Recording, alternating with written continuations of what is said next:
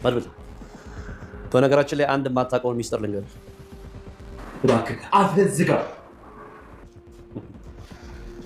ሞገስ የብሩክን ሚስት ያማግጥ ነበር። ይሄንን ታውቃለህ መድብል? ምን? አዎ መድብል በደንብ መሰለህ። ለአብሮ አደግ ጓደኛው ያራራ ለአንተም የሚራራ ይመስላል። ዝናን ፈታውልሽ። ያው አንቺ በነፃነት ትንቀሳቀሻለሽ። እኔ ቃሌን የምጠብቅ ሰው። ወይ ሞገስ ይቀመጣል እንዳደራ መድብል። ለማንኛውም ነገ ከዚህ ቤት ልትወጪ ትችያለሽ። ወደ ቤት ነው? እነ ቅድስትም አጎቴን በጣም ነው የናፈቁኝ።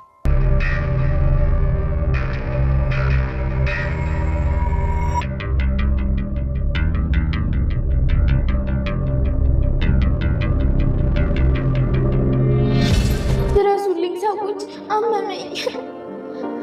ትልቁ ሰው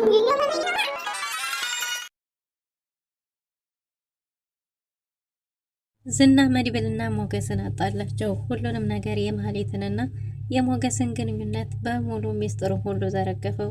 ኤፍራታ ታገተች፣ ምሳሌንም መረዟት። ሰላም ሰላም! ውድና የተወደዳችሁ ውድ ቤተሰቦች እንደምን አላችሁ? በያላችሁበት የዓለም ዳርቻ ሰላማችሁ በዘት ተተረፍ ይበል እያልን ዛሬም መጥተናል። እናንተም በቅንነት ላይክ፣ ሼር፣ ሰብስክራይብ አድርጉን። በምሳሌ ተከታታይ ድራማ ባለፈው ክፍል እንዴት ተመለከት ነው እንግዲህ ዝና ስለ ብሩክና ስለ ምሳሌ ተናገርና ተፈታ ቢባል አሻፈረኝ፣ በጭራሽ አልፈልግም ብሏል። እናም እንግዲህ ሞገስ የሉላን ትዕዛዝ ለማክበር ከሉላ ጋር በነፃነት ዘና ፈታ ለማለት ብሎ እንግዲህ የፍች ወረቀት ይዞ ሄዶ ነበር። ያ የፍች ወረቀት ህጋዊ ፍቺ ከፈጸሙ ሀብትና ንብረትን መካፈላለሁ፣ እኛ ጋር ያለው ገንዘብ እየጨረስን ስለሆነ ስለዚህ አስፈርመው ይህን አጋጣሚ ተጠቀም ብለው ነበር። እናም መድብል በወጣበት ሰዓት እንግዲህ ሰተት ብሎ ሄዶ ሞገስ ፈርም ብሎት ነበር ማለት ነው። ዝናም በደካማ ጎኑ ለመግባት ብሎ እንዴ ዛሬ ገና ልብ ኖረህ፣ ዛሬ ገና ወንድ ሆንክ፣ ጀግና ሆንክ፣ እንዲህ ስትሆን እኮ እንዴት ደስ እንደምትል እኔም ቢሆን እኮ በነፃነት መኖራችሁን እፈልጋለሁ። ነገር ግን ከኔ ጋር ህጋዊ ፍቺ ከፈጸመች በኋላ ለእኔም እኮ ለክብሬም ጥሩ ነው፣ ምንም ችግር የለውም። እናንተ በነፃነት እንድትኖሩ ፈቅድላችኋለሁ። ግን እሳ አንድ መስፈርት አለኝ፣ እጅን ፍታልኝ፣ እጅን ካልፈታልኝ በምን እፈርምልሃለሁ እያለ እያለሳለሰ እያወራው ነበር። ዝናም እንግዲህ የምትለሳለሰው ለጥሩ ነገር አይደለም፣ ያሰብከውን ተንኮል ብተው ይሻልሃል፣ አሁን ወንዱኝ ያለው ቢለውም እኔ ምንም ተንኮል አይደለም፣ እኔ እኮ ድሮንም በእኔ ላይ ሚስት የጥላኝ ስትሄድ እንጂ ከፈታችኝማ ምንም ችግር የለውም። ስለዚህ ፍታኝ ሞገስ፣ ፍታኝ፣ ዲፈር ይህንን ቀን ይህን አጋጣሚ አታገኘውም፣ አንድ እጅን ቢያንስ ላላድርግልኝ እያለው ነበር። ሞገስም ልፍታው ልተወው እያለ ግራ እየተጋባ ባለበት ጊዜ እንግዲህ አሁኑ ብትጨክን ይሻልሃል እያለው ነበር። ይህ እድል እንዳያመልጥህ ሲለው ሞገስም እንግዲህ ሊፈታው ነበር ማለት ነው። ግን ደግሞ ፈቶት ቢሆን የመጀመሪያው ቀብሩ ላይ ነበር መድብል የሚገኘው። ምክንያቱም ዝና ሞገስን ስለሚያውቀው ነበር አላላልኝ ያለው፣ ቢያንስ በትንፋሹ እንኳን እንደሚጥለው ስለሚያውቅ እሱን ተማምኖ ነበር። እና ሞገስም እንግዲህ ሊፈታው ከጀርባ በሄደበት ነበር መድብል የመጣው ማለት ነው። መድብል መጥቶ እንደ ሞገስ ምን እያረክ ነው? ልትፈታው ነው? ፈታ ልለቀው ነው ቢለውም አይ ልፈታው እንኳን አልነበረም፣ እዚህ ወረቀት ላይ ለማስፈለፍ ላላላና ልፈርምልህ ስላለኝ ላላልችለት እንዲፈርምልኝ ነበር ሲለው ነበር። መድብልም አንተ ሰውየውን አታውቀውም ማለት ነው? እንኳንስ በዚህ ሁኔታ ላይ ሆኖ አይደለም ቀርቶ መቼም ቢሆን መቼም ሊፈርምልህ አይችልም። እንዴት በዚህ ልክ ያታልልሃል?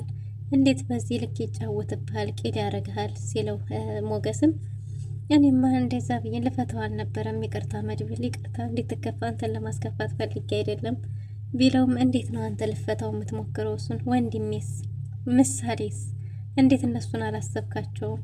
እያወቅከው እንዴት እንደዚህ ታደርጋለህ? ብሎ እንግዲህ ሲቆጣበት ዝና ይህንኑ አጋጣሚ ተጠቅሞ ከመድብል ጋር ለማጣላት ጥሯል ማለት ነው። እንዴ ሞገስን አታውቀውም ማለት ነው? አንተ እኮ ሞገስን ስለማታውቀው ነው መድብል እንኳን ላንተ አይደለም ቀርቶ ለአብሮ አደግ ጓደኛው ለሱ እንኳን አልሆነም። ሞገስን አታውቀውም። ሞገስ ማለት መክዳት ባለበት ጊዜ ይከዳል፣ ለራሱ ጥቅም ሲያገኝ ጥሎ ዞር ይላል። አንተ ብዙ ነገር አታውቅም። ቆይ ለነገሩ ማህሌትና ሞገስ አንድ ላይ እንደነበሩ የዋሽማት እንደነበረ ታውቃለህ? እስቲ እሷ ማህሌትን ራሱ ብትጠይቃት ከሞገስና ከብሩክ ብትላት ሞገስን ነው የምትልህ። ይህን ታውቃለህ ሲለው መድብልም አይኑ ፈጦ ነበር። በጣም ተናዶ ነበር። ሞገስም እንግዲህ ተናዶ መድብል እንዳታምነው እሱ የሚቃዠውን እንዳታምነው እያለ ነበር። ሞገስ እመነኝ፣ መድብል እመነኝ፣ እኔን ካላመንከኝ ራሷን ማህሌትን መጠየቅ ትችላለህ። እሱ ለአብሮ አደግ ጓደኛው ራሱ አልሆነም እንኳን ላንተ ጥሎ ነው ዘወር የሚለው። የሚቀይስበትን መክዳት ያለበትን አብሮ መታየት ያለበትን ሁሉንም ጠንቅቆ ያውቃል። ለማንም አይሆንም። ለአብሮ አደግ ጓደኛው ያልሆነ ላንተ በጭራሽ ሊሆንህ አይችልም ብሎት ነበር። መድብልም እንግዲህ ግራ ገብቶት ፈጦ እየተመለከተው ነበር። ሞገስም ቶሎ ቶሎ ብሎ እንግዲህ እንዳታምነው እያለ ነበር። በእርግጥ አሁን ማንም ማመን እንዳለብኝ አላቅም ሞገስ፣ እውነቱ ላይ ከደረስኩ ግን ብሎ ተናዶ ጥሎት ሂዷል። ልክ መድብል ሲወጣ እሱም ቢሆን መድብልም ቢሆን ወንድሙን ልጅ ካገኘ ላንተ ጉዳዩም አይደለም፣ እህን ጊዜ ይህን አጋጣሚ ብትጠቀምበት ይሻላል፣ ፍታኝ እያለው ነበር። ሞገስ ይህንን በማድረጉ የጥፋተኝነት ስሜት ተሰምቶታል። በጣም ቆጭቶታል፣ ጸጽቶታል። ምሳሌን አሳልፎ በእጁ የሰጣት ያህል ተሰምቶታል። ከሃዲ፣ ምን አይነት ከሃዲ ነኝ ማለት ነው የሚለው ነገር እንደገና ቆጭቶታል። ቅድስት ምሳሌ ከሌለች ዘመዶች ጋር ሄዳለሁ ብላ ሻንጣዋን አቀራርባለች። ዳጣ ስመጣም እንግዲህ ሻንጣዋን እዛ ጋር አግኝታው እያለቀሰች ነበር። ለምንድን ነው የምታለቅሽው እያለቻት ነበር። እናም እንግዲህ ቅድስት መሄድ እንደምትፈልግና እዚህ ቤት ተጨማሪ አንድ ቀን እንኳን ማደር እንደማትፈልግ ስትናገር እንዴት እንደዛ ታያለሽ ብላ ልታጽናናት ብትሞክርም ቢያንስ የምሳሌንም የብሩክንም መጨረሻ እዚህ ሆነሽ ነው ማየት ያለብሽ። ምሳሌ ደግሞ ምንም አትሆንም፣ ምንም አያረጓትም፣ ይለቋታል እያለቻት ነበር። እናም እንግዲህ ቅድስት እኔ እዚህ መቆየት አልችልም፣ ቤተሰቦች ጋር አገር ቤት ይሄዳለሁ ብላለች። እናም እንግዲህ እንደዛ ስትል ቅድስት እወዳታለሁ የምትይው ውሸትሽን ነው፣ ብትወልጃት ኑሮ ይሄን አታረጊም፣ መሸሽን ሳይሆን መጋፈጥን ትመርጭ ነበር። ልጅሽ ስላልሆነች ነው የምትወጃትም የውሸት ነው። እንዴት ነው በዚህ ሰዓት ጥለሽ የምጠፊው? እውነቱን ከመጋፈጥ ይልቅ መሸሽ የተሻለ አማራጭ አደረግሽው ብላ ቅድስት ዳጣ ተናዳ ጥላት ሄዳለች። ቅድስትም ተሯሩጣ እንደምንም ዳጣ መልሳት ስለ ጨነቃት እንደሆነ ተናግራለች ማለት ነው። መፍትሄ ያደረገችው ስለ ጨነቃት ብሩክም ሳይኖር ምሳሌም ሳትኖር ድንገት ደግሞ ብሩክስ ቢመጣ ምን እለዋለሁ የሚል ጥያቄ እያስጨነቃት እንደሆነ ተናግራለች ማለት ነው። እና ዳጣም እዚሁ ሆነን መፍትሄ ነው እንጂ መፈለግ ያለብን፣ በእነ መድብልም እየተቻላቸውን እያደረጉ ነው፣ እኛ ደግሞ ቢያንስ ማህሌትን መከታተል ይኖርብናል የሚል ሀሳብ አንስተዋል ማለት ነው።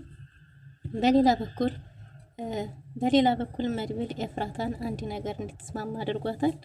ኤፍራታ ሞገስ ዝና ያለበትን አውቃለሁኝ፣ ግን ደግሞ ዝናን አሳልፍ የምሰጣችሁ ምሳሌን ስትለቋት ነው ብለሽ ለደውይለት ለካሊብ ስልኩን ከማህሌት ላይ ወስደሽ ማህሌት ስተኛ ብሏት ነበር።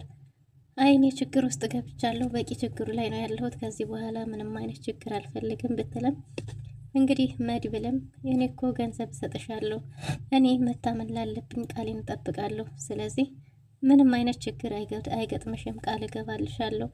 በፊትም እኮ ለእኔ ብለሽ አይደለም ችግር የገባሽው በራስሽ ነው እንጂ እኔ ነኝ ችግር ያስገባውሽ፣ እኔ ልትገልኝ የነበረውን የፈቅጄ ነው ብሏት ነበር። እሷም እንግዲህ ያ ነገር እየጸጸታት ስለሆነ ከዛም ጠቀም ያለ ገንዘብ እሰጥሻለሁ፣ ባለሀብት መሆን የምችው ደግሞ ስትደፍሪ ነው እንጂ ሰው ፈርቶ ባለሀብት መሆን አይችልም።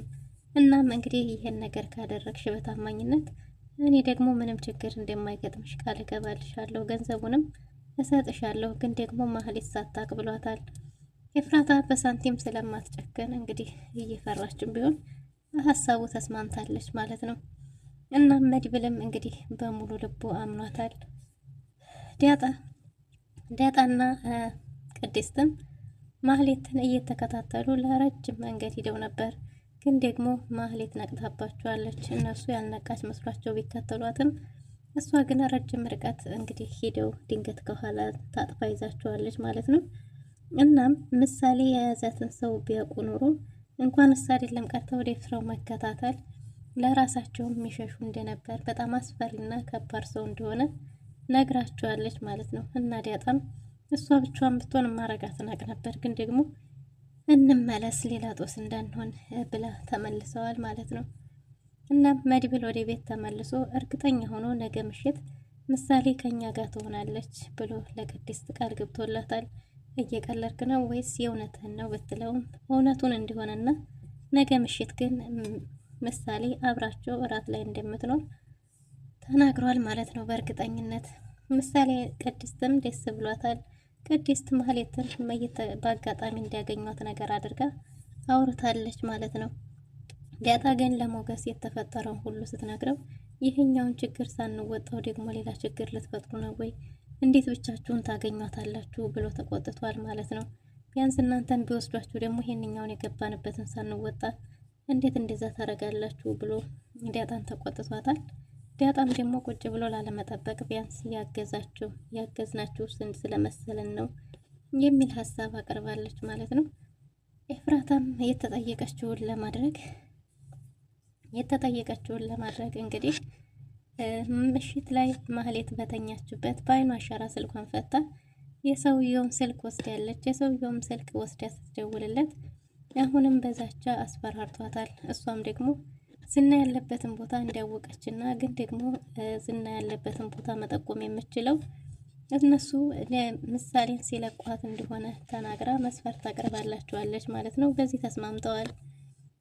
ሞገስ ወደ ቤት ሲመለስ እንግዲህ ይፈርማል ብላ በጉጉት እየጠበቀችው የነበረው ሉላ ወረቀቱን ሲሰጣት ወረቀቱ አልተፈረመም። በዛ ላይ ደግሞ ሞገስ ፊቱም ጥሩ አልነበረም። ምን ሆነህ ነው ስትለው እንግዲህ እሱ ራሱ ወዶ ፈቅዶ በእጁ ምሳሌን የሰጣት ያህል የካዲ ያህል እንዴት ተሰማውና እሱም ቢሆን እንደማይፈርም እያላገጠ እንደሆነ እንጂ እንዳልፈረመ እንዴት ተናገረች። ከመድብልም ጋር ደግሞ ሊያጣላው የተቻለውን ሁሉ እንዲያደረገ ተናግሯል። መድብል አስተዋይ ነው፣ እሱ አይጣላህም፣ አንተ ግን እውነቱን ማረጋገጥ ይኖርብሃል፣ ከዛ ውጭ በምንም አያጣላህም። በዚህ ሰዓት ደግሞ ከመድብል ጎን ያለው እናንተ ብቻ ስለሆንክ ምንም ሊልህ አይችልም ብላ አጽናንተዋለች ማለት ነው። ሞገስም እንግዲህ የመክዳት ስሜት ያህል እንድትሰማው ከዚህ በኋላ ግን እሱ በህግ ባይፈታትም በህግ ፍቹ ቢያንስ ሀብትና ንብረት እካፈለዋለሁ ብዬ ነው እንጂ ከዚህ በኋላ ግን መውለድም ምንም እንችላለንና ባልነትን ተቀብያለሁ ብላው እንግዲህ አዲስ ጉዞ አዲስ ምዕራፍ ጀምረዋል ማለት ነው። ኤፍራታም እንግዲህ ወጣ ከምሳሌ ያለችበትን ቦታ እናሳይሻለን ብለው በወጣችበት ከኋላ መድብል በባጃጅ እየተከታተላቸው ነው። ኤፍራታንም እንግዲህ አግተዋታል ማለት ነው። መድብልም መኪናውን ተከትሎ ሄዷል። ምን ሊፈጠር ይችል ይሆን? ምሳሌንም መርዘዋታል። ምሳሌም እያዞራት ትልቁ ሰውዬ አሞኛል፣ የት ናችሁ ድረሱልኝ እያለች ነው። ምሳሌ መጥፎ ነገር ከመሆኗ በፊት ቀድመው ይደርሱ ይሆን ወይስ ምሳሌ ትሞት ይሆን? ምሳሌ ከሞተችስ ደግሞ ዝናስ ምን ሊፈጠር ይችላል? ዝናስ ሊለቀቅ ይሆን የሚለውን በቀጣይ ክፍል ይዘን የምንመጣ ይሆናል። ለዛሬ የነበረን ቆይታ ይመስል ነበር። መልካም ጊዜ